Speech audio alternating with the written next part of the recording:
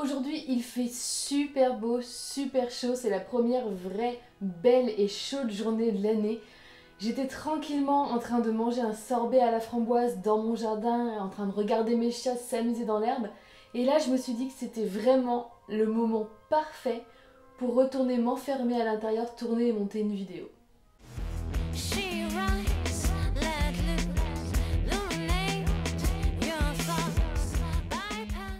Salut et bienvenue dans l'épisode 29 de Junk on the Web. Cette semaine, l'un des sujets qui a le plus fait réagir sur internet, c'est le projet de redécoupage des régions françaises comme suit.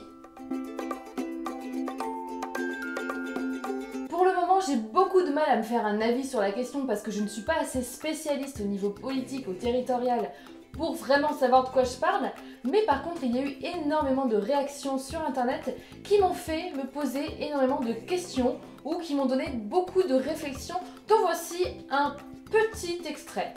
Est-ce que c'est vraiment un hasard si les régions où il y a les Bretons, les Basques, les Corses et les riches sont celles qui n'ont pas du tout bougé ? Alors j'ai la chance de faire partie de l'une des régions qui fait le plus parler, à savoir la future peut-être région Poitou, Charente, Centre, Limousin. Il va vraiment falloir trouver un autre nom en revanche. Le côté cool, si ça se fait, c'est que quelque part, étant orléanaise, si jamais ça se fait, sans même déménager de chez moi, je retournerai dans ma région d'origine. Poitou, Charente, Centre, Limousin, c'est long. Ceci dit, Midi-Pyrénées, Languedoc-Roussillon, c'est pas mal aussi.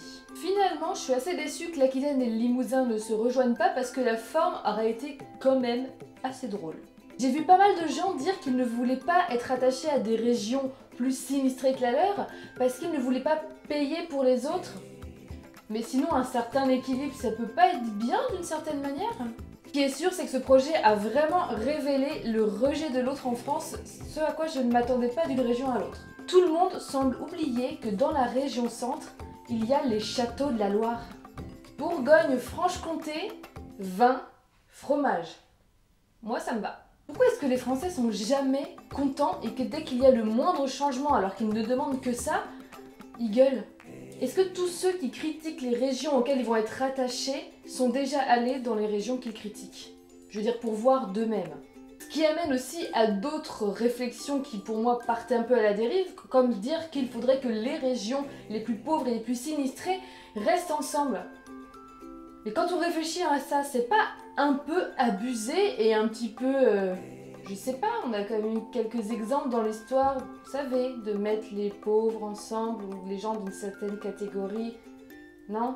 Est-ce que j'ai le droit de rigoler des gens de Poitiers qui ne veulent pas rejoindre la région centre mais qui vont hyper régulièrement à Tours parce qu'à Poitiers, il y a moins de choses ? C'est marrant, j'avais jamais remarqué que l'Auvergne avait une forme de cloche. Si le projet se concrétise, comment est-ce qu'ils vont choisir les villes principales de chaque région ? Ça aussi, je sens que ça va pas plaire. Ce que je trouve assez drôle et paradoxal, c'est que les gens qui critiquent le plus le fait de devoir partager l'argent public avec les régions d'à côté sont justement ceux qui critiquent le gaspillage de l'argent public. Alors qu'il me semble qu'à la base, sauf si j'ai rien suivi, ce regroupement des régions est aussi fait pour mieux répartir l'argent entre autres. La Charente et la Charente-Maritime ne veulent pas être alliées au Limousin et au centre et ont demandé à plutôt être attachées à l'Aquitaine. Mais est-ce qu'ils se sont demandé si l'Aquitaine voulait bien d'eux ? Quand on a commencé à parler du redécoupage, il y a beaucoup de Nantais qui espéraient que ce soit l'occasion enfin d'être attachés à la Bretagne, et puis non. Bon, l'avantage, c'est que j'aurais bien révisé ma géographie française. Par contre, pour les Miss France, ça va se passer comment ? Il y a aussi des gens qui ont peur que leur région perde leur identité. Alors certes, il y a certaines régions qui ont une identité très établie, mais la majorité, non, à part quelques spécialités culinaires. Donc quelque part, si personnellement je n'arrive pas à attribuer de traits particuliers à certaines régions, je suppose que c'est la même chose pour tout le monde. C'est donc que l'identité régionale, à la base déjà, c'était pas si ouf que ça, non ? Par contre, si ça se fait concrètement, question organisation, je veux dire dans les bureaux des actuels conseils régionaux, etc., ça va pas être un peu le gros boxon ? Est-ce que ça veut dire qu'il va y avoir des grèves ? Quitte à parler de clichés anti-bouseux, puisque le Poitou-Charentes ne veut pas du Limousin, parce que oulala, c'est la grosse campagne. Que pense le Rhône-Alpes du rattachement à l'Auvergne ? Parmi tous les gens qui donnent leur avis sur cette réforme, combien savent réellement ce que ça va changer pour nous ? D'ailleurs, au quotidien, qu'est-ce que ça va changer pour nous ? Comme vous le voyez, c'est légèrement le bordel dans ma tête. J'entends des choses d'un petit peu partout, des gens qui sont pour, des gens qui sont neutres, mais surtout beaucoup de gens qui sont contre. Mais les raisons, j'avoue, parfois, me laissent un peu songeuse. Que vous soyez pour ou contre ou neutre par rapport à cette réforme, ça m'intéresse d'avoir votre avis, si tant est que ça aille un petit peu plus loin que de dire que la région voisine c'est des bouseux ou des consanguins ou une région sinistrée, parce que de toute façon, où qu'on soit en France, on a une région voisine qu'on critique, quel que soit le statut de sa région, on est tous les bouseux de quelqu'un, bon, sauf éventuellement pour les Parisiens, je vous l'accorde, mais ils ont d'autres défauts. Bref, laissez-moi votre avis en commentaire, j'aimerais bien pouvoir un petit peu discuter de tout ça parce que ça me semble quand même être un sujet intéressant. Première image de la semaine, j'ai trouvé pourquoi parfois le matin, on se réveille avec un putain d'épi à la con.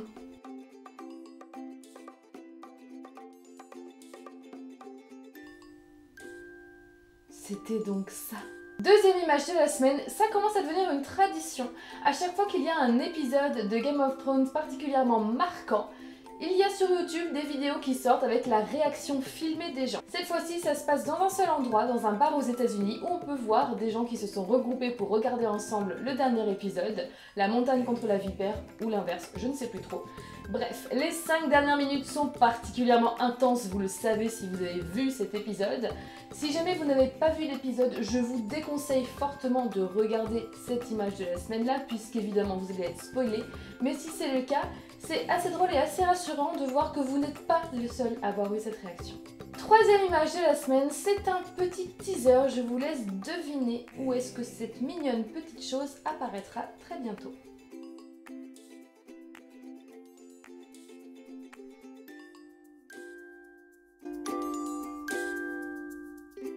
Cette semaine, vous êtes deux à m'avoir posé la même question, à savoir pourquoi ce pseudo Junkan. Il me semble de mémoire que j'en ai déjà rapidement parlé dans ma vidéo d'intro ou dans la première FAQ, je ne sais plus, mais vous êtes pas mal à m'avoir rejoint, donc je réexplique. Junkan, alors c'est pas un truc de folie. Quand j'avais 14 ou 15 ans, je pense, comme 90% de la population lycéenne de l'époque, je voulais monter un groupe avec des copines. On cherchait un nom, je sais plus, et bref, j'ai rêvé de ça, et j'ai rêvé que le groupe s'appelait Junkan. C'est quelque chose qui m'a marqué, au point que je m'en souvienne au réveil, et finalement le groupe ne s'est pas fait, ce qui n'est pas normal, mais j'ai gardé ce mot-là, et quand il a fallu que je me trouve un pseudonyme pour internet, c'est celui-là que j'ai choisi, ce qui fait donc depuis toujours, j'ai toujours eu ce même pseudonyme sur internet, je n'ai pas eu de pseudo à la con du genre belle gosse du 33 ou ce genre de truc, jamais, ça a toujours été Junkan. Quelques années après, j'ai fait le rapprochement avec le mot junk, qui veut dire déchets ou ordures, ou qu'on utilise du coup dans pas mal de mots comme junk food ou ce genre de choses, hein, donc c'est pas quelque chose de très positif, mais j'aime bien, ça me fait marrer, donc du coup j'ai toujours gardé ça. Et ce qui est sympa, c'est que comme effectivement mon diminutif généralement c'est junk, je me retrouve un petit peu partout, hein, par exemple là. Ou dès qu'on parle de junk food, et en plus les gens font des jeux de mots avec que j'apprécie particulièrement. Moi-même, j'ai fait un rébut pourri en début de semaine. Avant de vous quitter, je voulais encore une fois vous remercier d'être de plus en plus nombreux à vous abonner à ma chaîne, nous sommes presque 700, et ce que je vous propose c'est qu'une fois qu'on atteindra les 1000 abonnés, on refera une petite vidéo de foire aux questions, puisque de plus en plus, quand je vous invite à me poser des questions, vous êtes de plus en plus nombreux, donc ça me permettra de répondre à des choses un petit peu plus variées. C'est terminé du coup pour l'épisode d'aujourd'hui, j'espère que ça vous aura plu. Si c'est le cas, n'hésitez pas à vous abonner, c'est juste là. Vous pouvez me retrouver sur Facebook, juste ici, pour être tenu au courant des prochains épisodes et voir un petit peu tout ce que j'y partage dans la semaine. Pour discuter avec moi, le plus simple, c'est sur Twitter, sur @junkanmood. Pour voir ma vie en photo, même si elle n'est pas très intéressante, mais pourquoi pas, vous pouvez me retrouver sur Instagram, également sur junkanmood. Pour ce qui est de moi, je vous souhaite une très bonne semaine et j'espère qu'il fera aussi beau qu'aujourd'hui. Je vous fais des bisous et à la semaine prochaine. Ciao, ciao! Et kiss, kiss, bang, bang. Ciao! Au cliché féminin, c'est une